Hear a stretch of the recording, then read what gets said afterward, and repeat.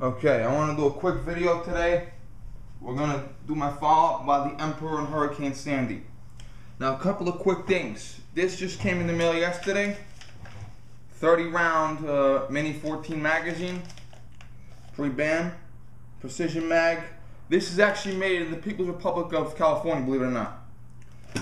Abdul is thinking about banning a lot of stuff, so I gotta move fast. I also ordered my Cold Steel Voyager 3-inch last night. I got like friggin' 64% off or something like that. So brand new, still in the box, so I bought it. A couple of quick updates. Some guys may be upset they had to work Black Friday. In 2005, I had to work in the morning at Sears and Roebuck unloading trucks, and it was a madhouse. And that was the morning. Then in the evening, between 6 and midnight, I had to work in the supermarket next door pushing shopping carts. And my partner was absent, so I had to work all alone. A little tip.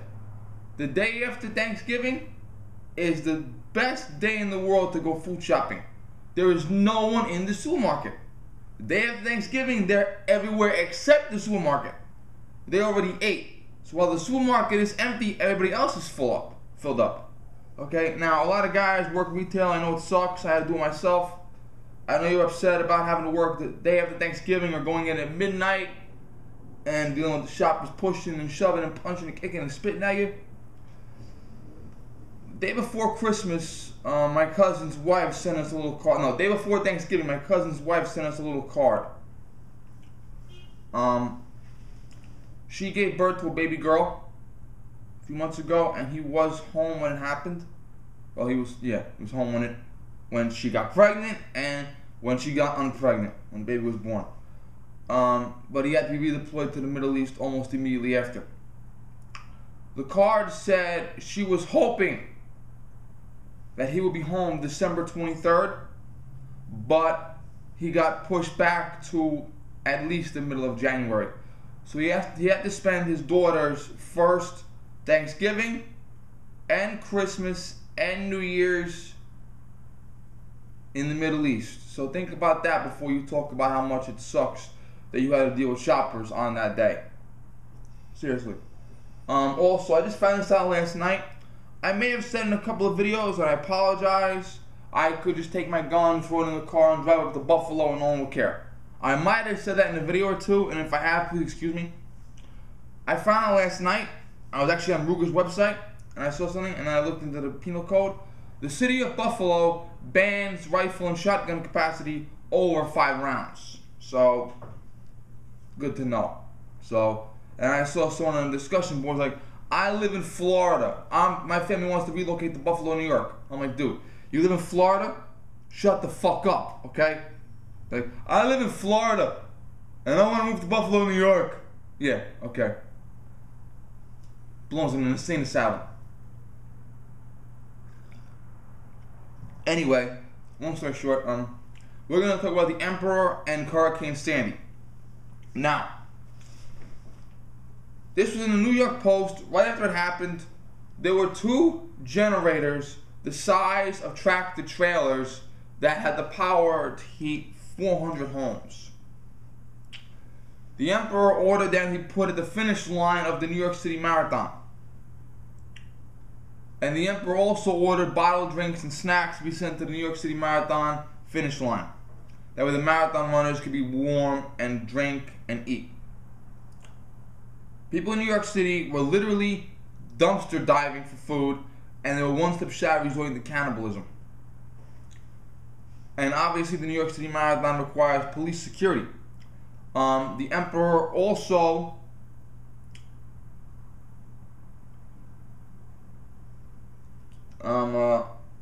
hotels, right? There are a lot of construction workers and cable workers from power workers from other states. I was on a street in my hometown and I saw some power company trucks from a company I never heard of before. They came from Louisiana to help us. So we had power company guys from all over the state, all over the country coming in to help us.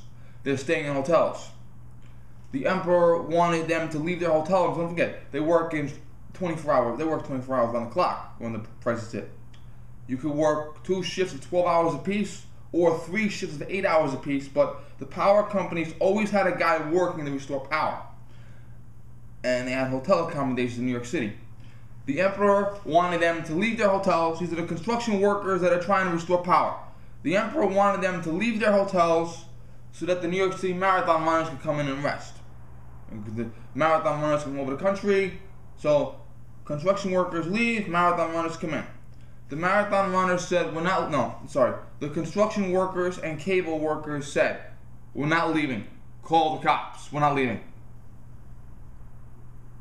And the emperor ended up canceling the marathon due to pressure from the people. Also, the emperor refused the Army National Guard's help for 2 reasons. One, the Army National Guard carries guns, and he only wants NYPD to carry guns in New York City.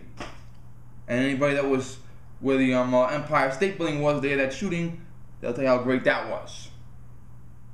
So that's that. Also, he didn't want anyone to get the illusion they were in a police state. Well, if you can get a fine for having a 17-ounce sugar drink,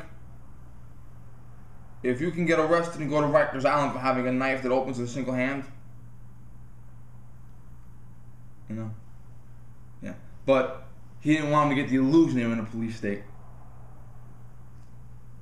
And the emperor, I don't know if this is right before Hurricane Sandy or if it happened a while ago, but the emperor is now refusing donations to the homeless. People donate canned food and shit to the homeless. We did it when I was in school. The principal would say, we're having a canned food drive, bring your canned food in. And a couple of times the principal said, listen, if you bring in 3 cans from your cabinet, we'll erase 1 late. That means you're late to class 3 times, you get detention. If you're late to class twice and you bring in 6 cans, the principal erases your late. So that's how the principal got food delivered. So a lot of schools do that. They raise food for the homeless, canned goods, food drives, things like that. The emperor forbade donations to the homeless because he can't control how much sugar and calories and bad stuff is in the food. Yeah, homeless people, as opposed to the fucking garbage they pick.